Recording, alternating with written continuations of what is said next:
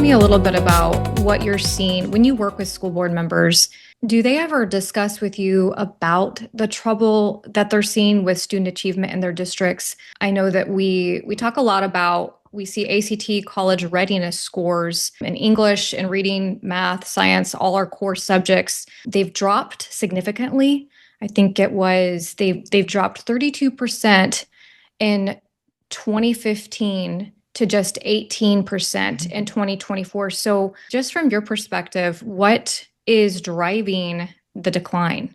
That's a good question. And first of all, when you talked about when you ask about when I go out and talk to school board members about the data, quite honestly, they're shocked. Many of them don't have that data, or that data is somehow, I don't know, gift wrapped in a different packaging so that it doesn't, show the reality of what's going on with students that are Like walking through the halls of their schools. who's doing the gift wrapping?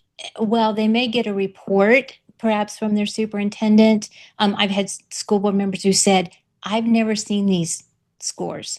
And so then they question that. And I say, well, quite honestly, they come from the Kansas State Department of That's always the Education. question is where are you getting this That's where you information? can You do have data. to be wrong. Exactly. And so I say, I'll send you a link. And that's what I'll do is I'll send them a link, and I'll tell them this is where you can get it. I don't make this stuff up. And so they may get a report that's different, or they may not get those kinds of reports at all. So they may be completely ignorant. I just want to really make sure that we're aware that there are school board members out there who don't get this information, or they're told maybe some round numbers.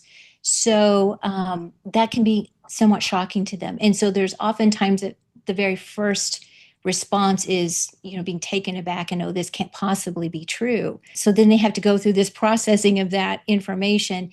And when you go through the processing of that information, when you get this kind of information, you're going to have two choices. You're either going to accept it or you're going to reject it. I mean, that's something that I taught in my classes when I was teaching in school. When we talk about persuasion, you get information, you're either going to accept it, you're going to reject it. And so you can reject it out of hand because it's going to make you uncomfortable. You're going to reject it because it's going to be hard. It's going to mean that there are going to be significant changes, systemic changes that you're going to have to make as far as policy, or, how you spend your resources. You've done something the same way for forever, or it's going to make you feel as if you are a failure, that somehow you have let people down. And we're talking about children here. But if you accept it, that, as I said, can be very difficult because you're going to have to make those decisions. You're going to have to accept it. Sometimes it's going to mean that, wait a minute, you mean I've sent my children, my grandchildren, my nieces, nephews, or, these kids that I love, they've been through these schools, and they have not been provided the kind of education that I was always told that they had. Right. But I will also say on the other side of that, we provide this data. But as I've been working with different school districts and we have community listening sessions, this isn't a shock. It really is not a shock, because we have employers who are saying, I can't hire your graduates. I had an employer say in a listening session, Wow. I'm really sorry, I can't hire your graduates because they're not able to count out money. They're not able to do, Basic they don't have skills. the skills. Mm-hmm.